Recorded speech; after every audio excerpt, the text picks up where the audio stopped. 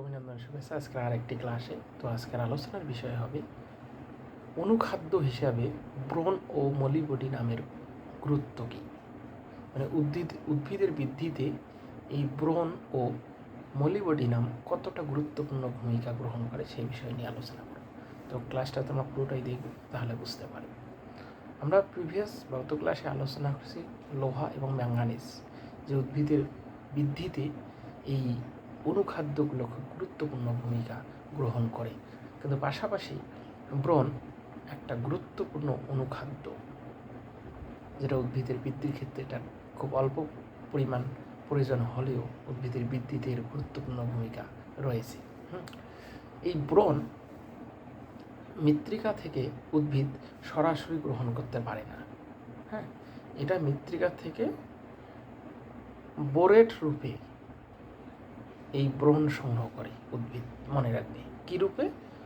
Borate রূপে এই ব্রণ সংগ্রহ করে উদ্ভিদ। আমরা যদি দেখি যে উদ্ভিদের যে স্বাভাবিক বৃদ্ধি বা গ্রোথ, ন্যাচারাল গ্রোথ, এবং সেটা কিন্তু নির্ভর করে এই ব্রণের উপর। কারণ ব্রণের যদি ঘাটতি দেখা যায় তাহলে উদ্ভিদের যে একটা স্বাভাবিক বৃদ্ধি বা গ্রোথ সেটা কিন্তু ব্যাহত হয় এবং ব্যাঘাত ঘটে স্বাভাবিক বৃদ্ধির ক্ষেত্রে। এটা লক্ষ্য বোঝা যায়। এছাড়াও আমরা যদি দেখি উদ্ভিদ যে প্রোটিন তৈরি করে দেহের মধ্যে, এই প্রোটিন তৈরিতে এই ব্রণের খুবই গুরুত্বপূর্ণ প্রভাব রয়েছে। ব্রণের ঘাটতি দেখা দিলে, মাটিতে যদি ব্রণের ঘাটতি দেখা যায় তাহলে উদ্ভিদের প্রোটিন তৈরিতে নানা রকম সমস্যা দেখা যায়।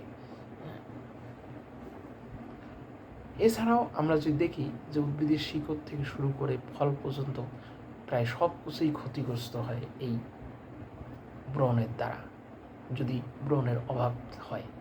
মানে মাটিতে যদি ব্রণের পরিমাণ কমে যায় তাহলে উদ্ভিদের শিকড়ের বিভিন্ন ধরনের বাড়বৃদ্ধি কমে যায়। ফল বিভিন্ন ধরনের স্পষ্ট বা জরাজীর্ণ ফল হয় বা অপরিপক্ক অবস্থায় ঝরে পড়ে যায়। এইসব সমস্যাগুলো দেখা যায় ব্রণের কারণে। এছাড়াও আমরা যেটা দেখি খুব গুরুত্বপূর্ণ একটা ফ্যাক্টর, যে উদ্ভিদের বিভিন্ন রোগের আক্রমণ ঘটে। এই ব্রণ যদি অভাব ঘটে তাহলে উদ্ভিদ রোগ প্রতিরোধ ক্ষমতাকে হারিয়ে ফেলে এবং নানা রকম রোগের মধ্যে আক্রান্ত হয়ে যায়। আমরা যদি দেখি যে শুঁটি জাতীয় ফসলের শিকড়ে ঠিকভাবে গুটি তৈরি হয় না। এই যে শুঁটি জাতীয় যে ফসলের শিকড় হয়, আমরা জানি মটরশুঁটি বা ডাল জাতীয় যে সব আছে, তাদের যে গুটিগুলো তৈরি হয় সেগুলোর মধ্যে বাধার সৃষ্টি হয় যদি ব্রণের অভাব দেখা যায়। এই ব্রণের পরে আরেকটি যেটা অনুখাদ্য, একটা গুরুত্বপূর্ণ অনুখাদ্য, সেটার নাম আছে মলিবডিনাম। মনে রাখবে, এই মলিবডিনাম উদ্ভিদ মৃত্তিকা থেকে মলিবডেট রূপে গ্রহণ করে। কী রূপে? মলিবডেট রূপে উদ্ভিদ মৃত্তিকা থেকে মলিবডিনাম সংগ্রহ করে। মনে রাখবে, আমরা যদি দেখি এটা কিন্তু খুবই একটা গুরুত্বপূর্ণ অনুখাদ্য উদ্ভিদের বৃদ্ধির ক্ষেত্রে।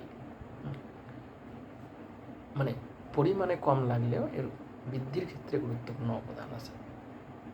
আমরা জানি যে মৃত্তিকায় যে নাইট্রোজেনে আবদ্ধ করে বা আবদ্ধ করতে এই মলিবডিনামের প্রয়োজন হয়। মানে মৃত্তিকার মধ্যে যে মলিবডিনাম অভাব হয় তাহলে মৃত্তিকার মধ্যে যে নাইট্রোজেন সংরক্ষণ হয় বা স্থিতিকরণ হয় সেটার ব্যাঘাত ঘটে। তাহলে নাইট্রোজেন সংবদ্ধকারী যে জীবাণুর কার্যক্ষমতা সেটা বৃদ্ধি করতে এই মলিবডিনাম গুরুত্বপূর্ণ ভূমিকা গ্রহণ করে থাকে।